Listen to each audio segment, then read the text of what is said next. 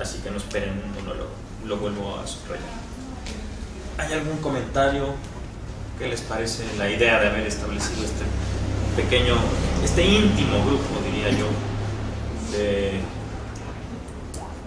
expertos en la evaluación de un trastorno mental grave como es la psicosis, y que a través de los años fue el primer diagnóstico diferencial que se hizo en psiquiatría, las psicosis afectivas de las psicosis esquizofrénicas? Es decir, como nuestros maestros de hace 100 años lograron solo mediante la observación decir este es afectivo o este es esquizofrénico.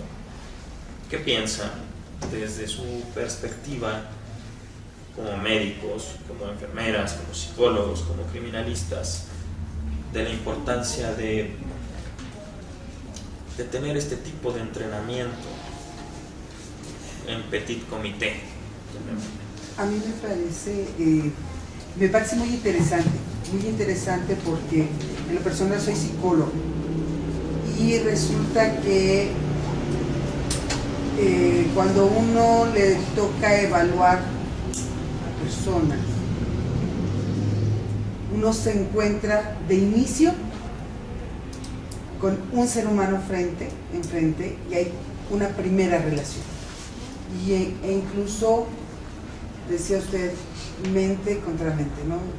Son mentes las que se encuentran y que despierta en mí. Incluso ahorita se me despiertan tantas experiencias que he llegado a tener, incluso cuando me ha tocado intentar evaluar, al grado de llegar a experimentar hasta temor. Alguna vez en un cubículo me sucedió que intento tranquilizar a una persona que ya se había puesto muy irritada con el Ministerio Público. Nos habíamos dado cuenta que era psiquiátrico. Y fue una experiencia muy impactante de inicio tratar de controlarme para controlar la situación, ¿no? O sea, ¿qué me estaba diciendo a mí esa mente que tenía yo enfrente? Y sobre todo, porque con el estado de ánimo que uno se inviste cuando uno evalúa, es justamente con lo que le pueda otorgar al juez o al Ministerio Público de información sobre esa mente que tengo yo aquí enfrente, ¿no? Entonces, hay de todas las experiencias, ¿no? Aquellas que me atraviesan, aquellas que no me han atravesado y a la distancia puedo ver, y por eso me despertó mucho interés, mucho interés, porque son personalidades. Las personas psicóticas son muy peculiares, muy de llamar la atención, son muy interesantes. Son personalidades desintegradas, claro, en muchas ocasiones, ¿verdad? Y saber cómo trabajarla. Yo veo que tuvimos el problema de no alcanzar a escuchar bien el caso de Agustín. Sin embargo, a lo poco que se alcanzaba a escuchar, ¿qué manejo tiene ahí el médico para ir hilando, obteniendo información, haciendo que no se irrite? Varios asuntos. Pero bueno, de inicio yo estoy muy contenta de haber venido aquí a tener un encuentro con ustedes. Muchas gracias. ¿Cuál es su nombre? Gabriela, yo soy Gabriela Contreras. Gracias, Gabriela. Gracias. ¿Alguien más? Sí. Mi nombre es María Cristina Torres, a sus órdenes, y agradezco pues que me hayan aceptado al grupo y sobre todo a este curso. Es la primera vez que estoy en este ambiente de psicólogos. Yo soy abogada y trabajo en la administración de justicia, soy juez. Aparte de que es muy interesante, es muy importante para nosotros, que creo que en muchos aspectos se ha deshumanizado un poco la ejecución de justicia en cuanto a los inimputables, y creo que merece un tratamiento digno ante el juez. Entonces sí me interesa conocer los aspectos profundos y la técnica que se lleva a cabo, el tratamiento y el lugar donde se encuentran los sentencias. En el caso de que comatan un delito. Eso por un lado, y por otro lado también, yo creo que todos en el fondo asumimos, yo no soy psicóloga, pero creo, tengo entendido, me parece, que tenemos una partecita por aquí también así como de fuera de la realidad. Entonces quiero conocer, a veces uno como juzgador, a lo mejor entra en esa parte, ¿no? También no tan cuerda. Entonces, como que quiero ver de qué es lo que está sucediendo en este aspecto. Muchas gracias por haberme aceptado. Gracias a usted, su señoría. A ver, tenemos No un me juez. diga eso. Tenemos un juez. Yo por eso me presenté O sea, como víctima, si pero- a alguien tenemos que hacerle entender lo que nosotros vemos, es a un juez. Y lo tenemos aquí en vivo, ¿no? Está bien, no le estigmatizaré con eso, pero lo tenemos aquí. Sí, hay que exprimirla.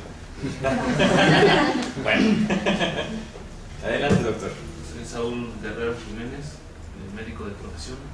Gracias, amigo, por invitarme. Soy trabajador del sistema penitenciario de la Secretaría de Salud en Santa Marta, Catica.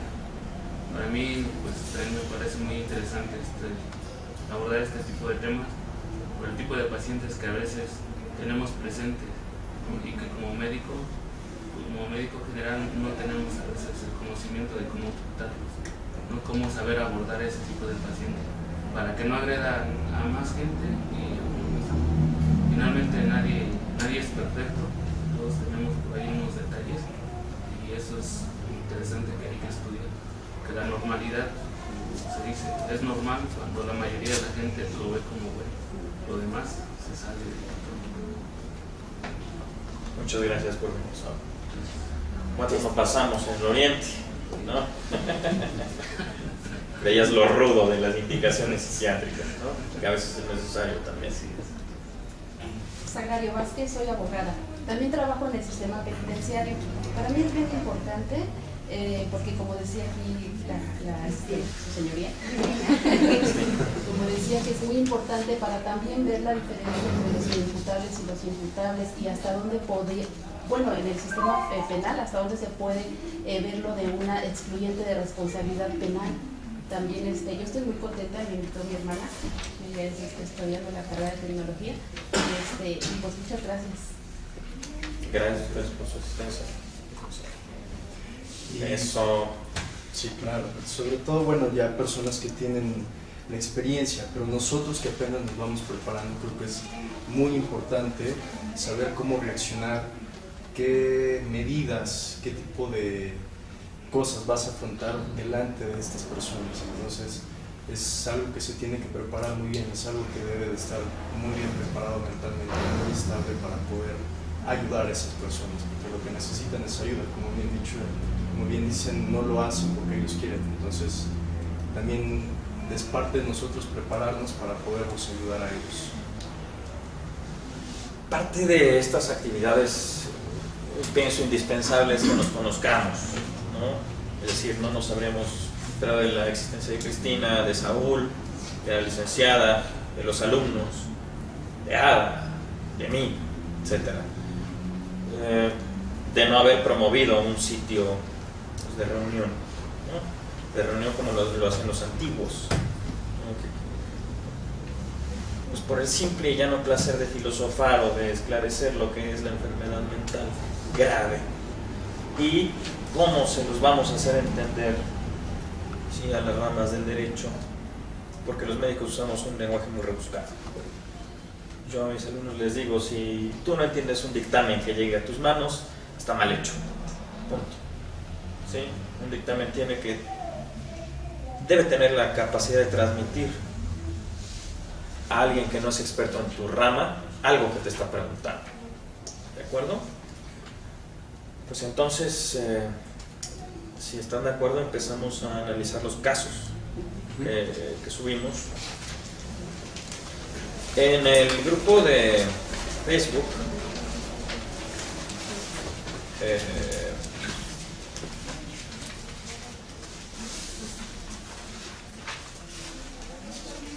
subimos 2 casos.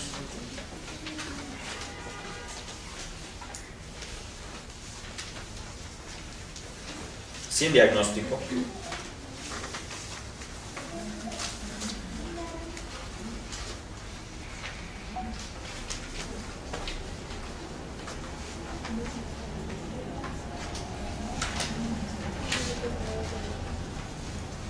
Subimos la grabación del doctor Roser, que no pudo estar aquí por cuestiones profesionales.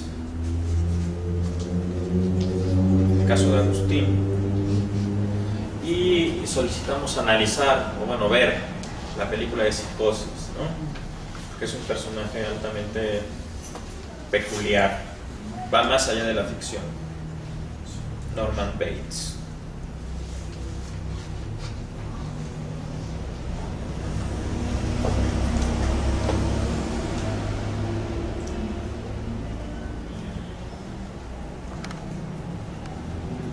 Bien.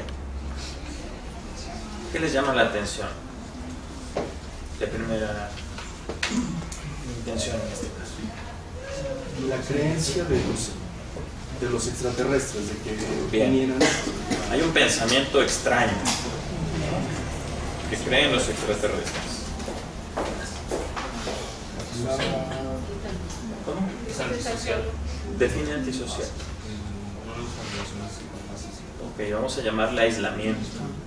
Porque lo antisocial nosotros en salud mental denominamos a las personas que hacen daño por hacer daño, pero que saben lo que hacen.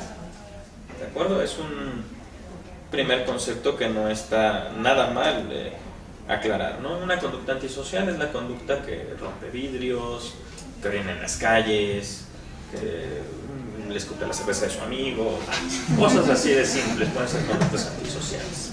¿De acuerdo? Incluso le llaman en todo caso a su comportamiento asocial, ¿no? Porque evita relacionarse con los demás y es más ermitaño, más encerrado en sí mismo.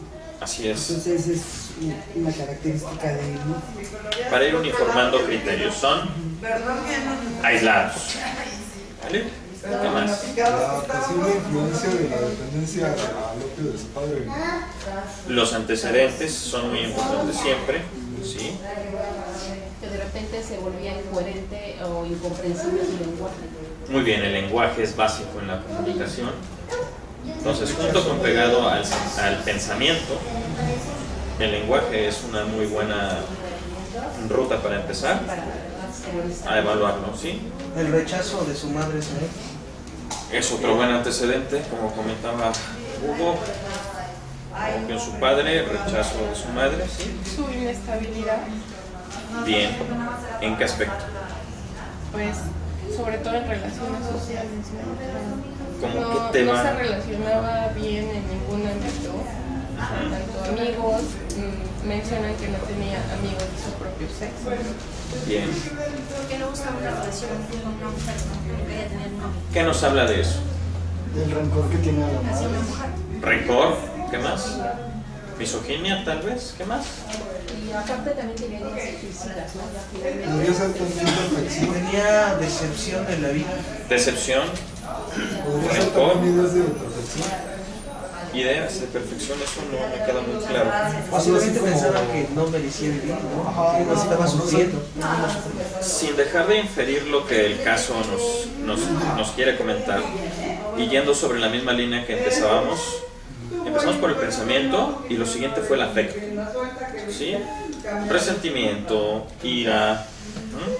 El segundo elemento importante en analizar en una psicosis es el afecto. El primero es el pensamiento, el segundo es el afecto, ¿sí? Y hay un tercer elemento. Ansiedad. La ansiedad podría ser parte o estar junto con pegada a la fusión afecto y pensamiento. Tu expresión, Su expresión, que nos habla de su vivencia. Su actividad es ser músico y ser un buen músico y no poder conseguir un empleo, no desarrollarse en ese ámbito. ¿Qué implica que sea músico? Pues que es una persona inteligente, digo, no cualquiera estudia música. Y el hecho de dedicarle tantas horas es como encerrarse, como si fuera una vida para él y no existiera nada más. Pero, digo, la mayoría de los músicos les gusta ser alabado, que lo vean, que les aplaudan, que vayan a sus conciertos, y él por el contrario, ¿no? Menciona que no le gustaba que lo alabaran, que lo aplaudieran, lo reconocieran, pero era bueno. También indica Pero cierto. depende mucho del concepto que tengas de ti mismo como músico. Si tú crees que no eres buen músico, obviamente no te gusta que te escuchen. Ok. Aunque seas bueno para Yo los creo demás. que fue más su soledad, ¿no? Y el tiempo de estar solo lo lleva a hacer cosas, por ejemplo la música es algo muy completo. El estar tanto tiempo aislado lo lleva a hacer cosas complicadas, se mantiene pensando, se mantiene ideando cosas, y la música es una fuga, posiblemente. La habilidad para crear música significa un cierto nivel intelectual, ¿no? La persona no sufre ninguna clase de retraso, simplemente no se adapta porque no es capaz. Aparte de lo inteligente que puede implicar ser músico, implica que tenemos una habilidad sensorial, ¿sí? Es decir, los sentidos. Es el tercer elemento más importante para evaluar a alguien que está fuera de la realidad. Es el pensamiento, el afecto y los sentidos, ¿sí? Ven como toda esta lluvia de ideas que nos viene a todos cuando estamos solos frente a un psicótico, ¿sí? Pero los podemos ir ordenando en pensamiento, percepción y afecto. Estos tres pilares son en conjunto la prueba de realidad. Tenemos muchas funciones mentales, muchas, pero las que nos van a dar pauta para identificar así, a grosso modo, quién está dentro de su realidad o no, son el afecto, la percepción y el pensamiento. Es decir, este caso tiene una percepción peculiar. Sí, tiene una inteligencia destacada. Pero ser inteligente no nos salva de estar psicóticos en algún momento. Eso depende mucho de una personalidad, que tan estable o no es la personalidad en sus cimientos. Es lo que nos permite identificar quién va a abandonar el plano de la realidad y quién no. ¿De acuerdo? ¿Algo que quieras saber?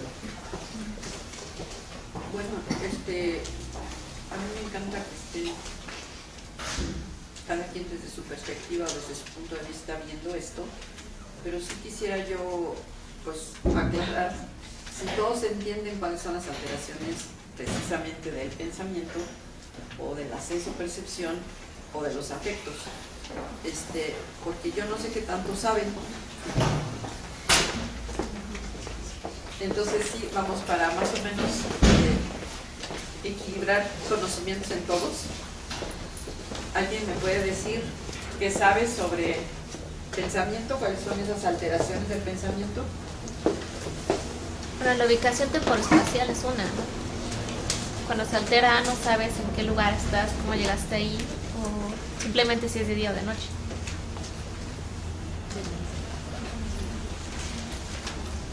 Bueno, eso pertenece a la orientación, no al pensamiento. Salir de la realidad. Salirse de la realidad, sí. Ajá. El desorden de ideas que tiene cuando exterioriza, cuando habla. El desorden de ideas. ¿Qué más? Si en su contexto, por ejemplo, es coherente, hay coherencia en lo que está diciendo, que hay una sintonía, en todo caso. ¿Qué sintonía? Una correlación. Vamos hablándolo en lenguaje llano, ¿no?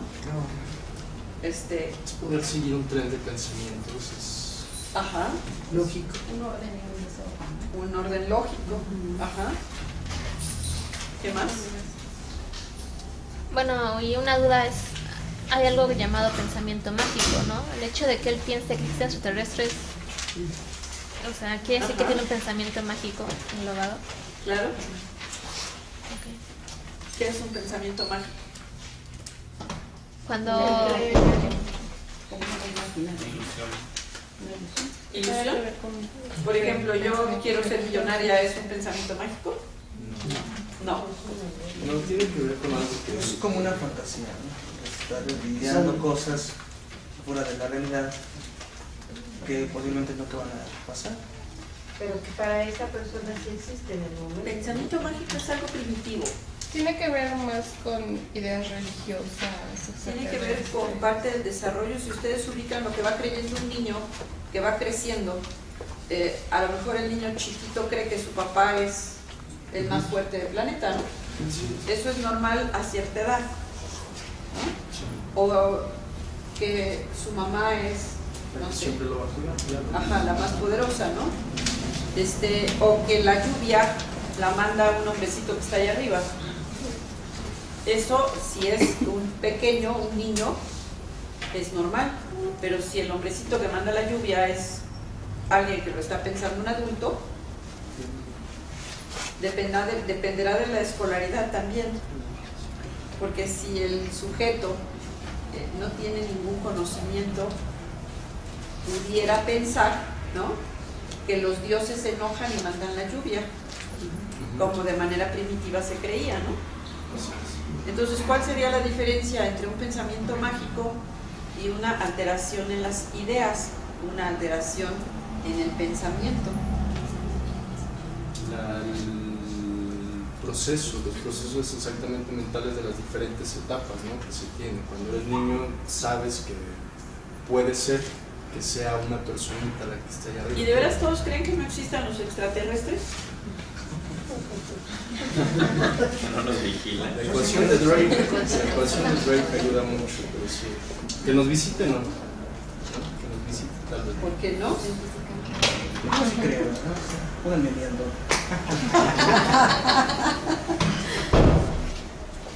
Sí, porque aquí hay otra situación que tenemos que agregar, que es un pensamiento que no podemos corroborar. O sea, no hay forma de corroborar si hay o no hay, ¿no? De manera pues que no podemos decir que este pensamiento se sale de la realidad por creer en los extraterrestres. Se sale de la realidad cuando hablo con los extraterrestres y no están enfrente de todos nosotros, ¿no? Y aunado a que recibe órdenes también, ¿no? Aunado a que recibe órdenes, exactamente. Eso podría ligarse un poco a lo que pasa en la esquizotipia. Porque es cuando, no sé, por ejemplo, tienes la idea de que naciste siendo un profeta, ¿no? O tienes algún poder fuera de lo natural. ¿Eso qué es? ¿A qué grupo de alteraciones pertenecería? Al pensamiento, ¿no? Sí, claro. ¿Pero es normal o es anormal? Es anormal. ¿Cómo? ¿No soy profeta? Pues el que la persona lo crea para él sí es normal, ¿no? Para el resto del mundo no lo es. Depende. Sí. Ok, entonces sí distinguimos ya más o menos todos, ¿no? La diferencia entre el pensamiento, ¿no?, y el pensamiento mágico y las alteraciones en el pensamiento, ya de orden psicótico, ¿sí? Que sí hay diferencias, ¿no? Nosotros estamos ubicados en un contexto social.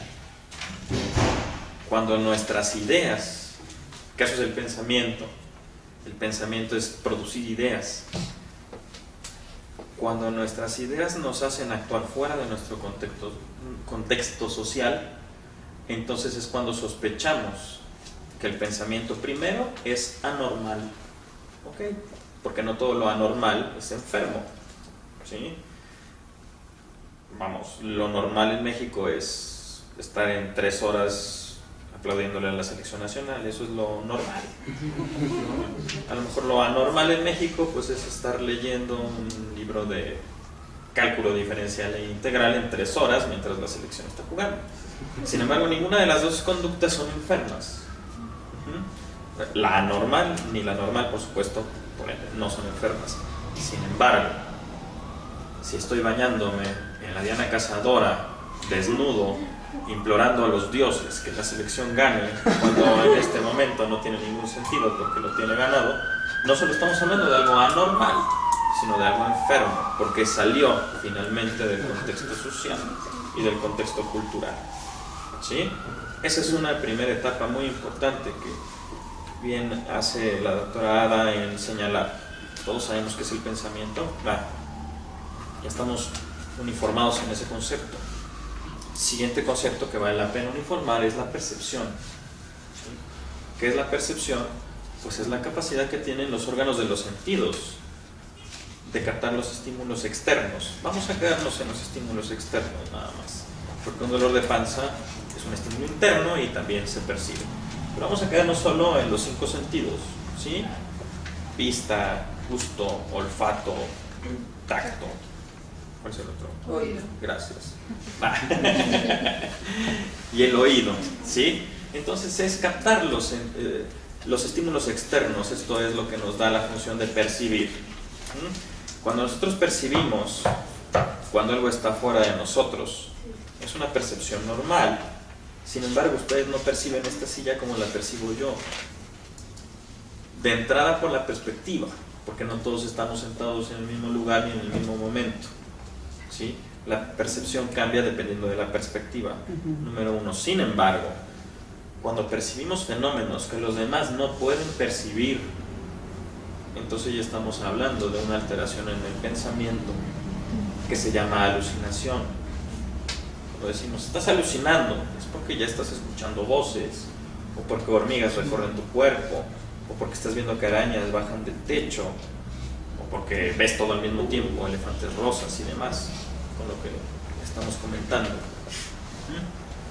Y el afecto, que es el meollo del asunto y la situación que nos trajo el día de hoy, porque es lo más importante para distinguir una psicosis afectiva de una psicosis esquizofrénica, lo tendremos que ir analizando conforme avance la sesión. Pero hasta aquí hay algún comentario u objeción, que sería lo ideal, que hubiera objeciones. Todo esto ya entraría dentro de lo que es un examen mental, ¿no? Pues son puntos importantes. Así es, el examen mental, que es el identificar en cada persona cuál es bueno, desde el estado de alerta hasta la forma en que interpreta y decide tomar una decisión. Todo ese proceso de elaboración de la mente, sí, nosotros lo estamos ubicando solo en 3 funciones, que al final la suma de afecto, percepción y pensamiento va a derivar en un juicio, para no hacerlo tan extenso. Sería importante a lo mejor ubicar para qué nos sirve esto, ¿no? A los que son criminalistas, o a los que son abogados, o a los que son médicos. Cada quien va a tener una perspectiva diferente de la enfermedad mental o del paciente, o de para qué me sirve este conocimiento que hoy estamos tratando de ilustrar, ¿no? Entonces, precisamente cuando tengo una persona enfrente, lo primero que tengo que decidir o determinar es si esa persona que está enfrente me está entendiendo al mismo nivel que yo le quiero explicar el algo. Es decir, esta persona que está en un juicio, o que está detenida, o que está viviendo un proceso, si está entendiendo de qué se trata el proceso, si está entendiendo por qué lo detuvieron, qué fue lo que hizo, por qué lo hizo, todo esto, ¿no? Entonces, estos 3 ejes de los que habla Eric nos van a permitir identificar si esta persona puede o no puede identificar su propia vivencia, ¿no? Entonces, si ubicamos, y no importa la profesión que tengamos, si ubicamos estos 3 ejes, este pensamiento, esta afectividad, esta senso-percepción, si son adecuados, si son congruentes, bueno, entonces la persona tendrá esta capacidad, y si no lo es, no tendrá la capacidad. Si sí tiene la capacidad, pues estaremos frente a una persona que le podemos hablar en el mismo idioma, ¿no? Y si no la tiene, tendremos que buscar la forma de comunicarnos, ¿no? Es cuando se dice en materia penal que está ubicado en tiempo, en espacio y lugar. No. Tiene capacidad de entender y saber qué es. Tiene capacidad de entender, comprender y querer. La ubicación en tiempo, en espacio y en circunstancia nos da alguna cuestión por ahí legal, que no me quiero meter en ese meollo del asunto, pero no nos habla de que el paciente está o no psicótico. Es decir, que yo sepa qué día es hoy, puede ser una falla de memoria por edad. ¿Qué día es hoy? Ah, sí. Ya me acordé, ¿no? Yo tardo unos segundos en ubicar qué día es hoy, y eso no tiene gran importancia. Sí, la capacidad de querer entender si es imputable o imputable. Ajá. Sí, de repente le preguntamos al paciente, estás en la delegación, ¿sabes en dónde estás, no? Está en la aplicación, no está en el reclusorio. ¿Sabes dónde estás? No, ¿cómo que no sabes dónde estás? Pues no, porque me agarró la policía, me trepó a la patrulla y me trajo a no sé dónde, ¿no? Entonces, ¿es evaluable? Pues no es tan evaluable, ¿no? Hay que ver todo el contexto, pero si me dice que está viendo extraterrestres, pues ahí sí tengo yo más parámetros para confirmar cosas, ¿no? Incluso cuando hablaban de este aspecto perceptual, es si oye voces, sí que le genera el ver a su mamá cercano a él, irritabilidad, ¿no? A la vista, ¿no? El oído, la vista, y bueno, buscándole, ¿no? Sí, sensitivamente esa cercanía, bueno, no sensitivamente, ¿cómo se dice? Al tacto. Al tacto. Si esto lo irritaba más. Volviendo a este paciente que están leyendo ustedes, es un paciente que ha dicho que quiere matar a su mamá porque las voces le dicen cosas, ¿no? Entonces él responde a las voces con una actitud agresiva en contra de su madre, porque las voces algo le dicen, que no nos dice qué, el escrito, ¿no? Alucinaciones tipo con algo. ¿Sí? Le están indicando, le están ordenando, le están diciendo qué hacer. Entonces tú ve y mata a tu mamá, ¿no? Y él tiene esta dificultad, ¿la mato o no la mato?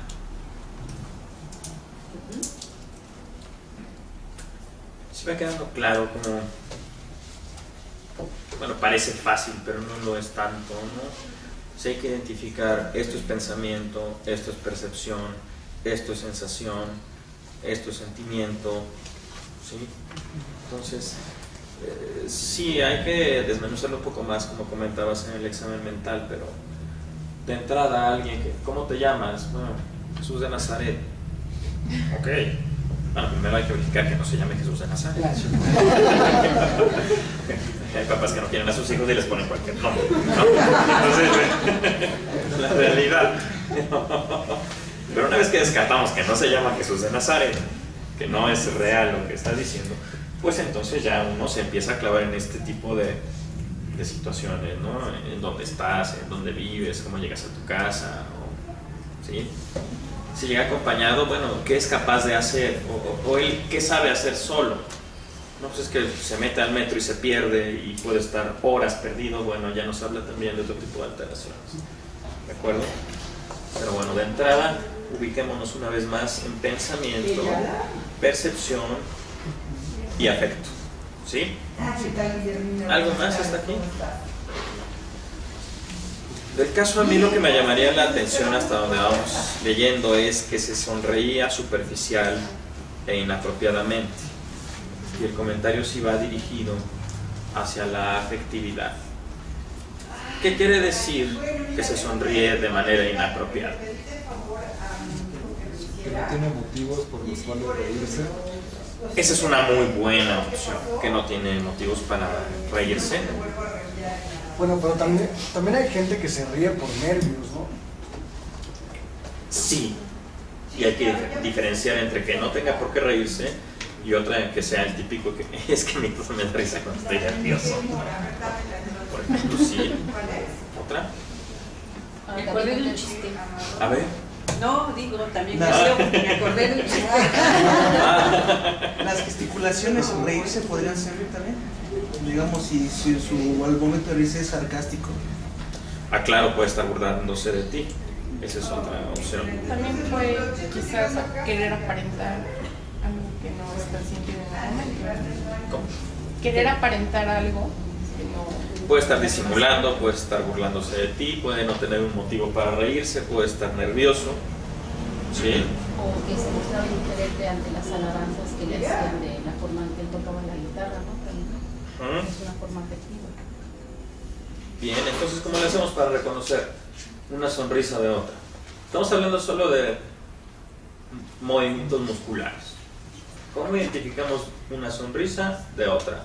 Porque hay gente que es muy buena para fingir. Preguntando, ¿no? ¿Perdón? Preguntando. ¿Cómo ¿Qué? qué? Veo que sonríes, ¿no? Buscando que el otro me dé un significado de lo que le estoy reflejando yo a él, ¿no? se me ocurre que esa pudiera ser una forma de quererlo saber, de saberlo, no de quererlo saber. ¿Qué le preguntaría?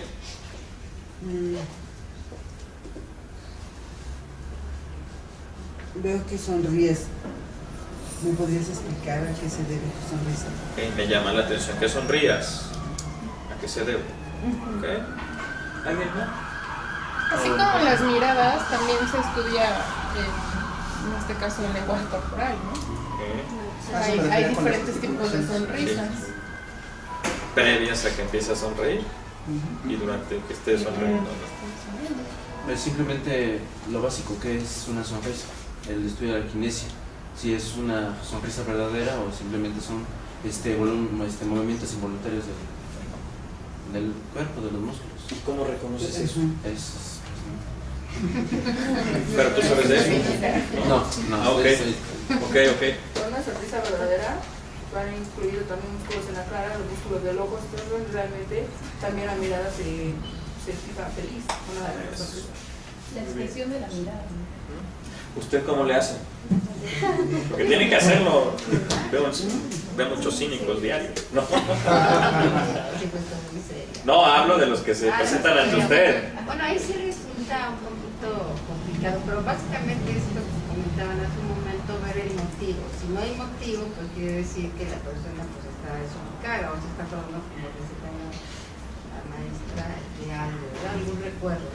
Para distinguirlo, pues yo creo que basta eso, que no haya motivo, pues está sonriendo. Entonces quiere decir que si no hay motivo, pues está extraño.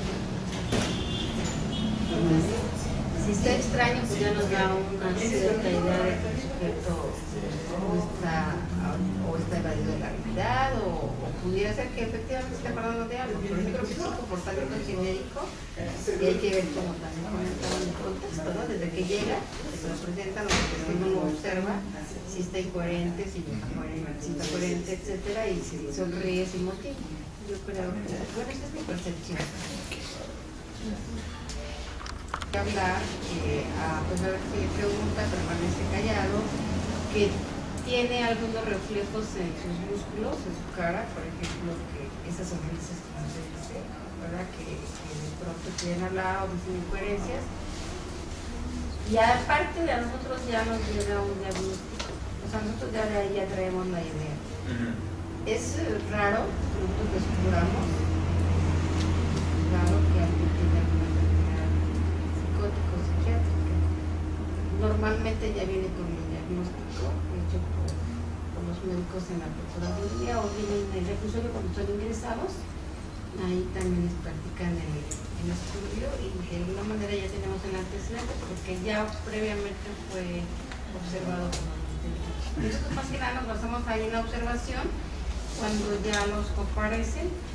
Ha habido algunos casos excepcionales que efectivamente sí he ordenado la práctica de estudio psiquiátrico porque refiere incoherencias o simplemente se niega a declarar, pero su comportamiento no es el normal que tienen las personas, ¿no? Que grita, o que está muy callado, porque hay personas que no quieren hablar, o su aspecto, porque a veces también su aspecto pues es muy desaliñado, muy desordenado, etcétera. Tuve por ahí a una persona que según el diagnóstico era bipolar y me parecía, cuando yo lo observo la primera ocasión, muy inteligente, muy completo, muy alegre, y pues no creo que estoy enfermo. Tampoco ellos lo creen. Abogado. Y utilizaba términos de abogado. Entonces yo decía, bueno, pues no era abogado. Sin embargo, me llamó la atención eso, que se expresara como un abogado. Dijo, va a vivir en un círculo de abogados, una cosa de esas. Pero ya posteriormente, cuando le van a dictar el auto de plazo, pues ya está llorando, está muy triste y ya refiere a otras circunstancias. Y ya en el diagnóstico observé que son por temporadas largas, ¿no? Que no es de un día para otro cuando cambia la gente, porque normalmente del trabajo siempre llega uno y dice, es que es bipolar porque llego contento y a la media hora si no desayuna pues ya estoy bien enojado, ¿no? Pero no, ya vi que son diferentes. Un poco más complejos. Sí, y bueno, bueno, es lo que yo he observado, y sí, cuando me parece que hay algo fuera de lo normal, es cuando ya observo o solicito la intervención de un estudio que Gracias. Una de las mayores alegrías de estar aquí con ustedes es precisamente que se multiplica el conocimiento y entonces puedan identificar lo que es un paciente psicótico o un enfermo psicótico. Yo le quiero aclarar a su señoría que no hay médicos en la Procuraduría, donde yo trabajé 22 años, que hagan buenos diagnósticos, porque ya no trabajo ahí. Y no porque no hagan buenos diagnósticos, porque no hay psiquiatras. Entonces, sí hay médicos generales, pero el médico general no hace el diagnóstico de psiquiatría, hace el diagnóstico de lesiones a nivel de lesiones, ¿no? No está dentro de sus obligaciones laborales hacer el diagnóstico psiquiátrico. De manera pues que se les van muchos. ¿Hoy te pegaron? ¿No? Ah, órale, adiós. Así lo hacen. ¿Te golpeó el judicial? No, adiós. Y este sujeto al que no le preguntan absolutamente nada, solamente si lo golpearon, pues puede estar psicótico, porque no lo supieron evaluar. Entonces, regresando a la sonrisa tiene un contexto social, cultural, y sí, decían hace rato, tiene que ver con la mirada y tiene que ver con las gesticulaciones que estamos acostumbrados a ver. Que esta es otra problemática, porque si me voy a Corea con personas con ojos rasgados, me va a costar mucho trabajo identificar una sonrisa de otra, por un contexto cultural y social y físico, ¿no? Entonces, hay una parte del cerebro que son las neuronas en espejo que me van a permitir identificar los estados de ánimo de mi mamá.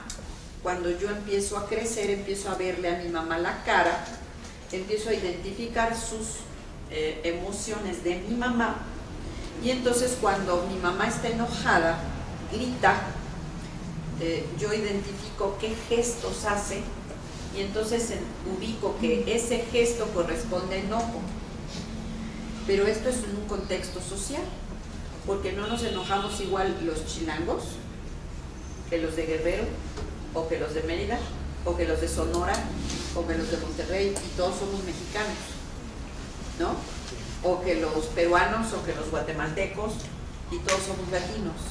Entonces sí tiene que ver mucho con este contexto sociocultural y con esas neuronas en espejo que me permitieron aprender de mi madre, que no tiene nada que ver con la madre del de al lado que es gringo, ¿no? ¿Es gringo? Bueno, no sé. No, otro. Entonces, ¿cómo hacer para saber si esta sonrisa es normal o no es normal? Esta es la pregunta, ¿no? Sí, tiene contexto, ¿no? Si tiene este contexto de normalidad. Yo quiero hacer una pregunta, tengo mucha curiosidad para que hablar de las sonrisas y no sé.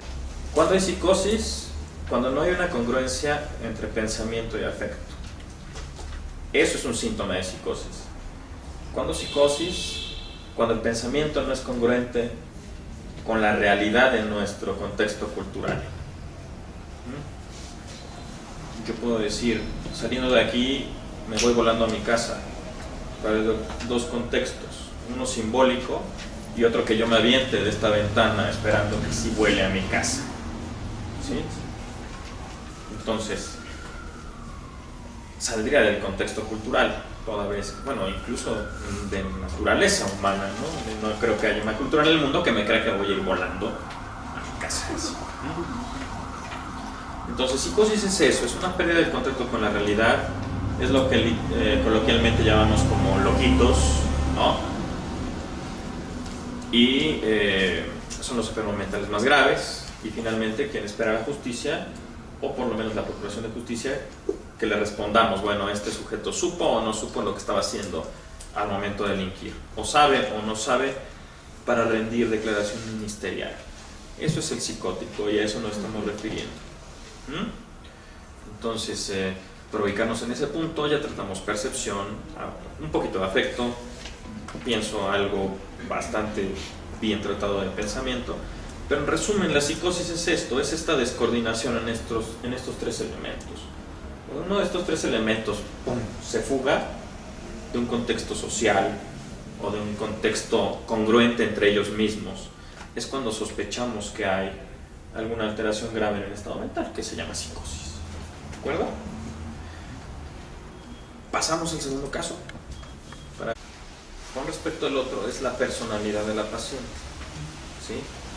Entonces en psiquiatría no solo vemos percepción, pensamiento y afecto, vemos también personalidad, porque la gente se enferma como es. Esta persona podría parecer, bueno, si canta bien, si viene de familia bien y viste elegantemente, bueno, pues podría así parecer un artista y por lo tanto tener el ego de un artista, entonces creerse superior a la gente y demás. Sin embargo, manifiesta signos y síntomas médicos, es decir, psiquiátricos, que merecen la pena evaluar, como es el pensamiento rápido, como es el que esté toda la noche en la mezquita, como es el que ya le está produciendo problemas con el esposo, porque todos tenemos una función en cada uno de nuestros roles, y cualquiera de esos roles en el que nosotros dejemos de funcionar por alguna conducta, entonces ya implica investigar si no hay enfermedad mental.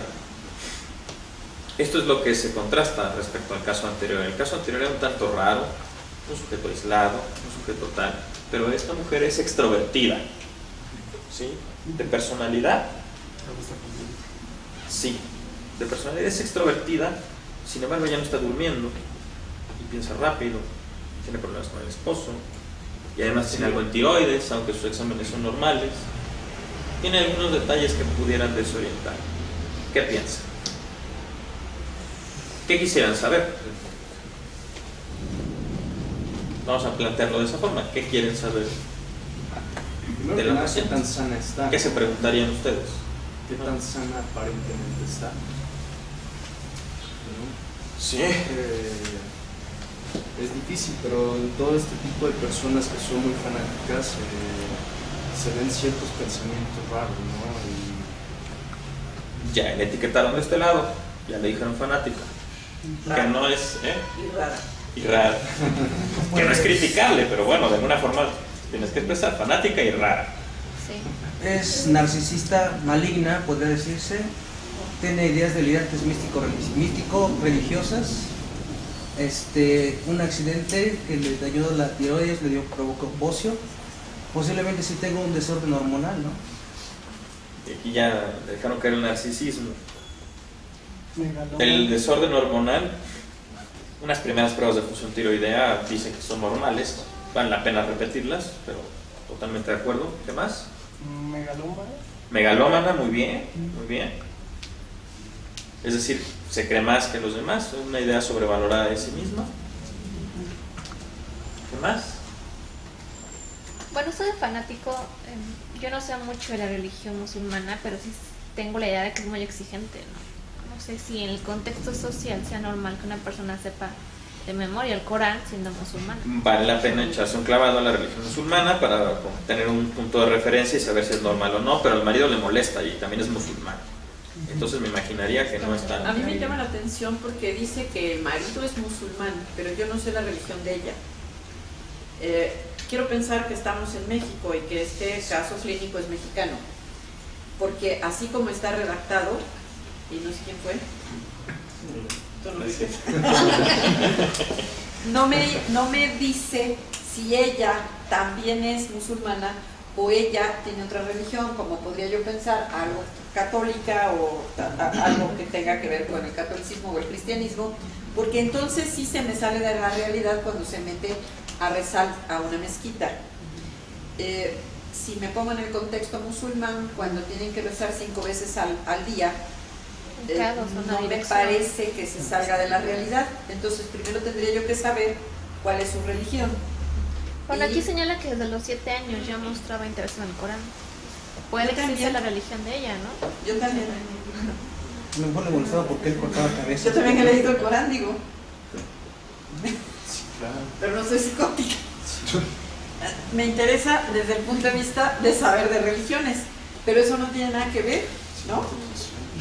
Bueno, doctora, yo digo que se me afigura que, por ejemplo, si llega a caer en un fanatismo, porque si muestra un interés desde muy pequeña empezar a leer el Corán y su esposo es de una religión musulmana que, como decía la compañera, si llega a ser bastante estricto, pues yo digo que ese conjunto lo pueden detonar en un fanatismo muy grande.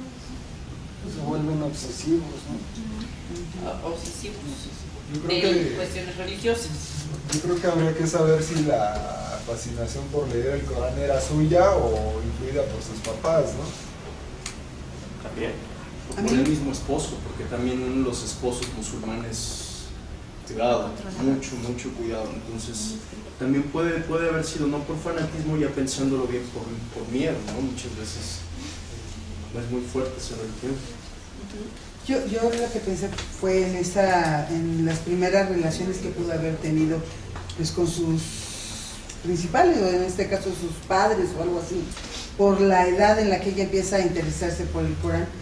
Pero lo que me llama la atención y lo que me da a pensar en esa en una patología es justamente el que ella obsesiva y compulsivamente esté rezando y después, cuando está recluida en casa de su madre y que se empieza a obsesionar más, lo hace incluso acusando de pecadores a otros y los invita a rezar y a rezar y a rezar. O sea, a mí ese fue el dato que tiene, porque eso ya está fuera, ¿no? Fuera de la...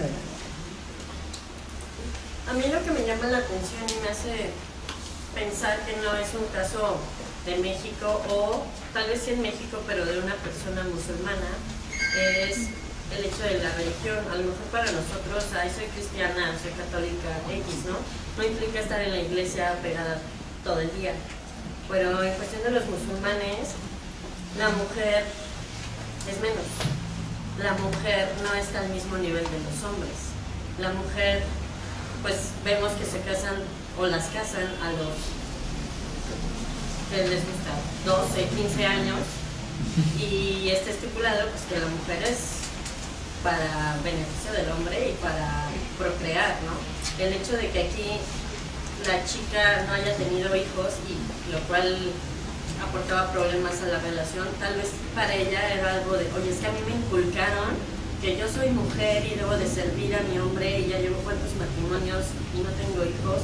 Tal vez era un choque para ella, ¿no? De los datos actuales que menciona el caso, ¿alguien sospecharía que estuviera fuera de la realidad? Es que eso es a lo que yo iba.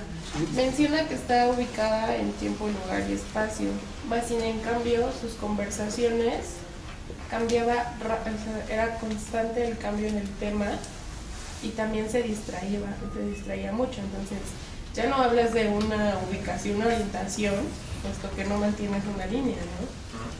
Bueno, es algo que a mí me llama mucho la atención. Su atención dispersa. Su manera de hablar rápido también, que dice que por momentos se le mostraba excitada e irritable. Así es. También tiene mucho que ver. Los episodios de depresión.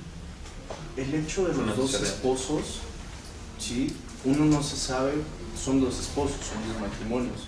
No se sabe si uno fue por el católico, o sea, por la iglesia, ¿no? Se están metiendo en dificultades religiosas. A mí sí me gustaría aclarar, una cosa es el Corán, ajá, y otra cosa son los chiitas y los talibanes, que por ahí están confundidos. Entonces, sí, por ahí cuando tengan tiempo me leen la diferencia de un chiita y un talibán, porque esta es la parte negativa de los musulmanes, pero de verdad el Corán se parece tanto a la religión católica que no encuentro casi diferencias, ¿no? Y sí, a veces hay machos, ¿no? Algunos machos católicos, muchos, pues también los hay musulmanes y también los hay judíos, ¿no? Pero no por el Corán mismo como tal, sino por el machismo. Entonces aquí también tendríamos que deslindar. Entonces no se vayan solo con la religión como una probabilidad cultural, sino también qué tanto saben, qué tanto pueden diferenciar. Entonces, si no sé de algo, como algo específico que podría ser el Corán o los musulmanes, entonces me voy a pensamiento, me voy a emociones y me voy a lo que estamos hablando, sensopercepción, y no se metan en otras áreas para que no se confundan. Eso es importantísimo, no confundirse, porque la vida de un ser humano siempre nos va a confundir. Cuando digo siempre, es siempre. Entonces, por eso intenté desviar la atención a los datos actuales. ¿Qué tiene? De entrada, alguien que entra gritando a un lugar, lo que primero nos imaginamos todos, si es un restaurante por lo menos, valga la expresión, es que este sujeto o sujeta está loco. ¿Sí? Porque entra gritando a un lugar, porque entra de manera inapropiada, de manera excitada, que bueno, intenta decir irritable, muy reactivo. A eso se refiere la excitación en este caso. ¿Pudiera ser que alguna de sus depresiones fuera detonante para algún trastorno mental sin darse cuenta las personas que la rodeaban? Con la información que contamos podríamos inferir muchas cosas. Entonces, podríamos considerar los episodios depresivos, suponiendo sin conceder que lo fueran, como un antecedente. Vamos a imaginar que nos llega a la sala de urgencias o al juzgado tal cual nos lo describen los datos actuales, gritando, vistiendo elegantemente, excitada, irritable, hablaba demasiado, su conversación difícil de seguir porque iba demasiado rápido, cambiando de un tema a otro, es decir, sin seguir una línea directriz. ¿Sí? Su pensamiento es demasiado rápido y su afectividad pareciera así congruente con el pensamiento por la forma en la que describen su lenguaje. No hablan de fenómenos sensoperceptuales, por lo menos, pero de entrada es como si llegara alguien aquí como que a irrumpir la paz, ¿no? Gritando, ¿qué? ¿Dónde voy yo? ¿Dónde está mi silla especial? ¿Sí? ¿Qué podemos pensar?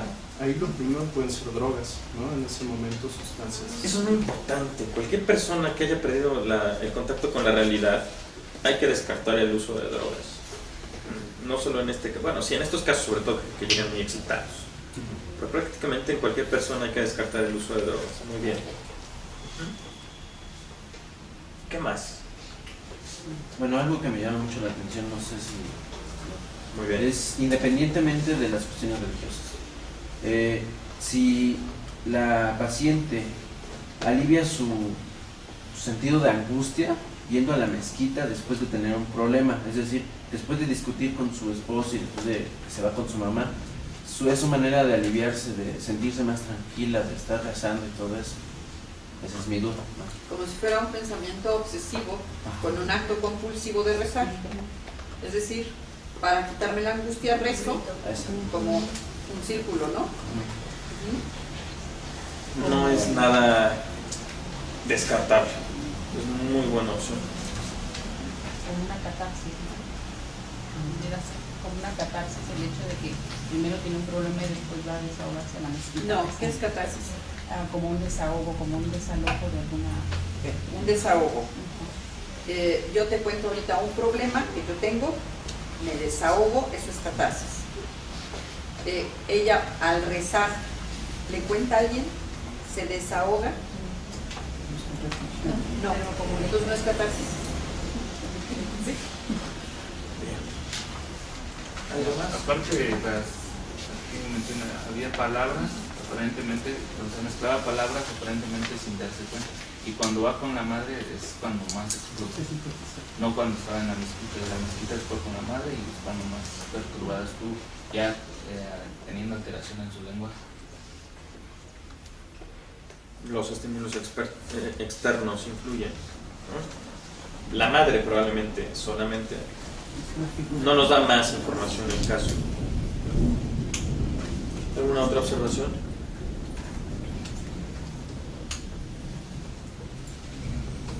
Los veo muy calladitos. Este lado izquierdo está muy calladito. Pero también parece que no la soportaron, ¿no? Como que ya tenía tiempo con esto, ¿no? Porque el esposo le manda a la mamá y la mamá le manda al esposo. En psiquiatría es muy importante lo siguiente: tenemos que trabajar con lo que tenemos. Bueno, creo que en cualquier profesión, no solo en la nuestra. Hay que trabajar con lo que tenemos. Lo que nos da oportunidad de fenómeno mental es a la especulación. Entonces nosotros procuramos, si no lo dijo, si no está escrito, si no nos consta, si no estuvimos ahí, pues entonces no existe. ¿Sí? ¿Qué estoy viendo? Alguien que está agitado, alguien que está gritando, alguien que está agresivo, alguien que está diciendo que es superior a los demás, que tiene contacto divino. Eso es lo que tengo. ¿Qué parece? Nosotros le llamaríamos en psiquiatría una psicosis maniatiforme. Es decir, el maníaco tiene un afecto, alguien que está muy eufórico, tiene un afecto muy elevado y tiende a sentir, o a mejor dicho, a fabricar este tipo de pensamientos, o a sentir estas ideas de superioridad. Y hasta ahí nos podemos quedar. Posteriormente podríamos dar un diagnóstico más específico. Que no quiere decir que si viene con el afecto elevado y con las características que acabo de mencionar sea un bipolar o un afectivo. ¿Sí? Ese es el objetivo del seminario. Que se entienda que todas las psicosis son tan locas, que todas se parecen, y solo hay algunas pautas, o una pauta, casi una pauta, que nos puede hacer diagnosticar certeramente si es esquizofrénica o afectiva. Porque los deprimidos que se van al otro lado de la persona que está en este caso 12 también se psicotiza, ¿no? Solo que al contrario, soy lo peor del mundo, no valgo nada, el mundo se va a acabar, y que caen en estos pues crímenes de matar a sus hijos y después suicidarse ellos, ¿no? Por ejemplo. ¿Sí? ¿Qué más comentarios tenemos? ¿Cuál sería la diferencia del primer caso con el segundo caso? Muy bien. Yo pienso que en el primero era muy introvertido y en el segundo la chica muy extrovertida, ¿no? Encontramos, yo creo que también en el segundo caso, yo lo puedo entender igual y por el antecedente de la separación de su primer esposo y el problema con el segundo esposo, ¿no?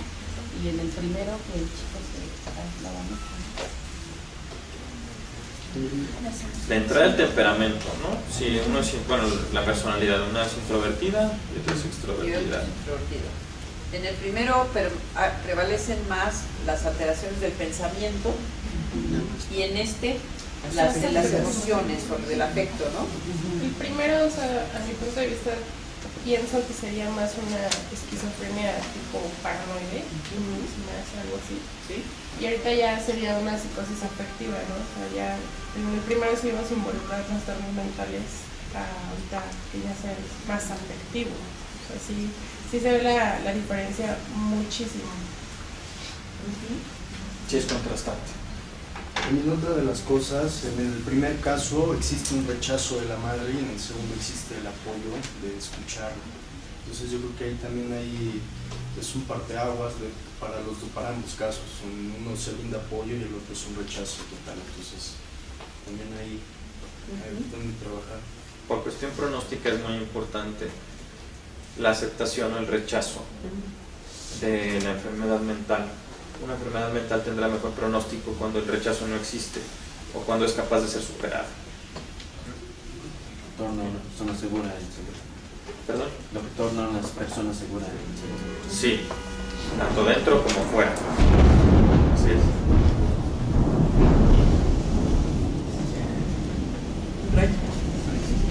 Yo lo escucho. ¿Qué más? Bueno, en el primero dio paso a la agresión. Luego golpeó físicamente a su figura de apego, y en la segunda, de hecho, ella era la que se lastimaba porque se negaba a dormir, a comer, ¿no? Ya no dormía. Había un desgaste. ¿Alguno de ustedes no ha dormido? ¿Alguna vez? ¿Algún día? Sí. ¿Todos se han desvelado alguna vez? Tú nunca, ¿verdad? ¿Y cómo se sienten al día siguiente? Irritables. ¿Irritables? ¿Qué más? ¿Tensos? ¿Qué más? ¿No te concentras?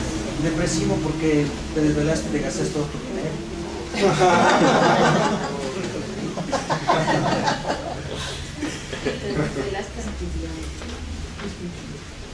Me refiero a lo que sientes, no a lo que gastaste. ¿Alguien se ha excitado, se ha puesto como esta mujer del caso? Acelerada, con un desvelo.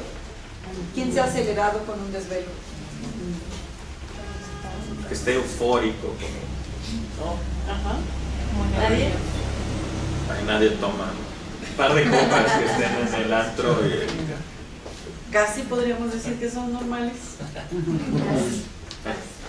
Casi. Un día que le invitemos en serio.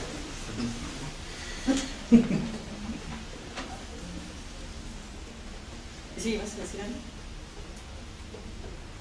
Un dato de que la gente se va a psicotizar es que deja de dormir. Independientemente de la psicosis que sea, en psiquiatría, aunque pareciera algo hilarante para otras especialidades médicas, el enfermo deja de dormir. ¿Sí? Y es cuando se empieza a desesperar. Y es cuando empieza a perder el control.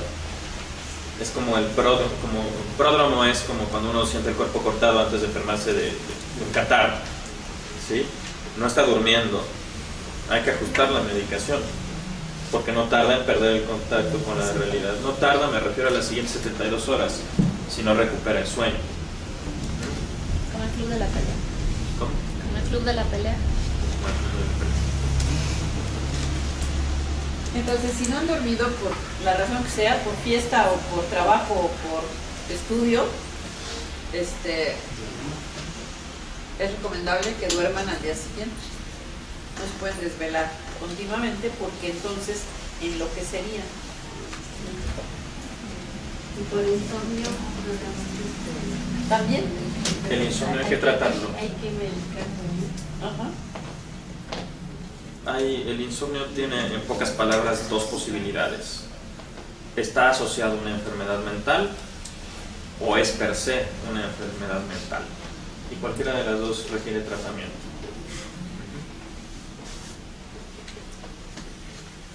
Entonces ubicamos los tipos de psicosis más frecuentes. Estos dos pacientes, estas dos formas de psicotizarse. En general podemos establecer un diagnóstico de psicosis esquizofrénica porque las ideas que nos refiere el enfermo son muy extrañas. Extrañas me refiero a tipo zombies, platillos voladores, ideas de que lo están controlando, gnomos, ideas de que lo están controlando de alguna parte arriba o abajo. Esas son las ideas de un esquizofrénico. Sin embargo, no quiere decir que un esquizofrénico no pueda tener ideas del tipo afectivo o de grandiosidad. No quiere decir que excluya una de la otra. Sin embargo, lo más frecuente, lo más característico de un esquizofrénico son sus ideas raras.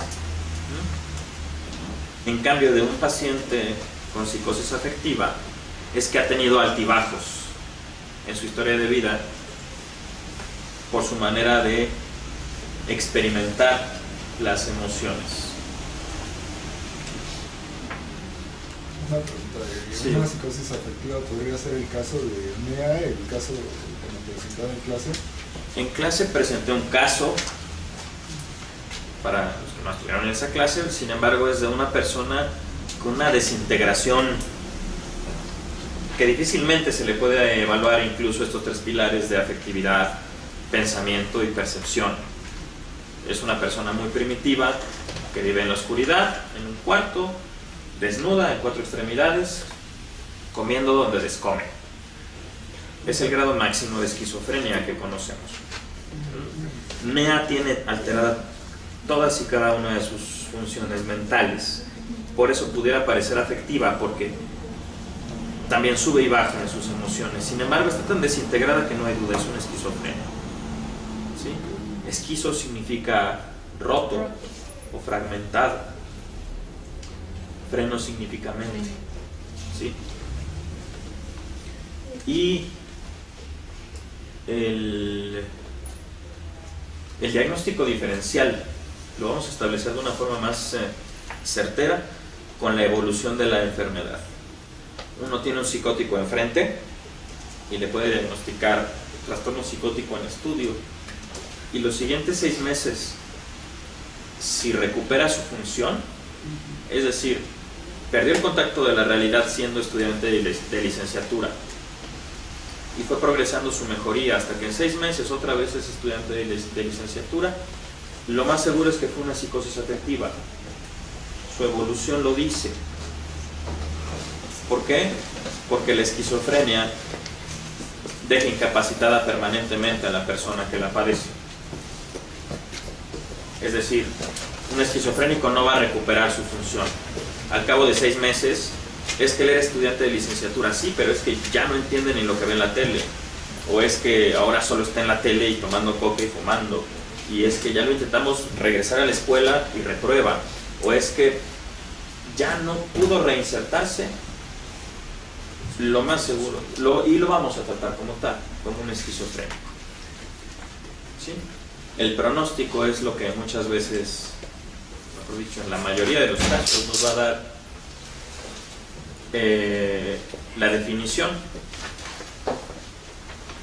y lo que le vamos a decir a la familia, ¿no? Porque es diferente decirle, mire, su muchacho va a regresar a la escuela, solo dele estas pastillas por el resto de su vida, a decirle, su muchacho no va a regresar nunca más a la escuela, dele estas pastillas el resto de su vida. ¿Sí se entiende la diferencia? Ese es el diagnóstico diferencial entre las psicosis afectivas y las psicosis esquizofrénicas. Ambos se meten en graves problemas con la ley, ambos, cuando están descontrolados.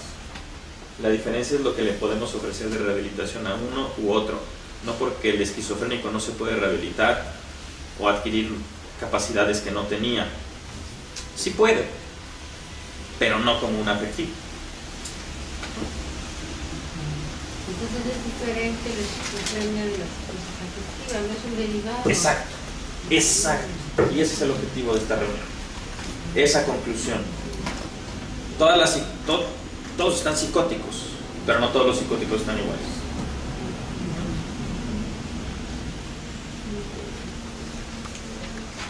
¿Alguna duda? ¿Algún comentario? Por ejemplo, perdón, también en la psicosis afectiva las personas que escuchan voces se comportan igual, todo eso. Son diferentes los tratamientos. No, fíjese de eso. Bueno, de entrada se les da a todos la misma medicina para quitarles las alucinaciones, el comportamiento aberrante y demás. Pero ya en un curso a largo plazo, al afectivo se le da un modulador, así le llamamos, para que mantenga su estabilidad, y el esquizofrénico un cóctel, dependiendo del tipo de esquizofrenia. En alguna ocasión escuché a un psiquiatra platicar sobre un caso en el que refería de un enfermo esquizofrénico que era psíquico. Entonces decía que cada fin de año ya se preparaba para enfrentarse al diablo, al demonio, porque sabía que cada fin de año llegaba. Porque toda su vida del año era normal y ya para diciembre empezaba a trastornarse. Entonces ya él llegaba al hospital, lo internaban y le daban su tratamiento. Lo acaba de decir el doctor. Si es cíclico, es maníaco, es bipolar. No puede ser esquizofrénico si es cíclico. Pero no tiene que ver la bipolaridad, si escucha voces, sí. Por psicosis afectivas nos referimos justo, bueno, hay dos opciones, que sea depresivo puro o que sea bipolar. En el caso de lo que nos está comentando, da la impresión de que es una psicosis bipolar estacional, que llamamos. Hay gente que sube o baja dependiendo de algún tipo de estación. Me refiero al afecto.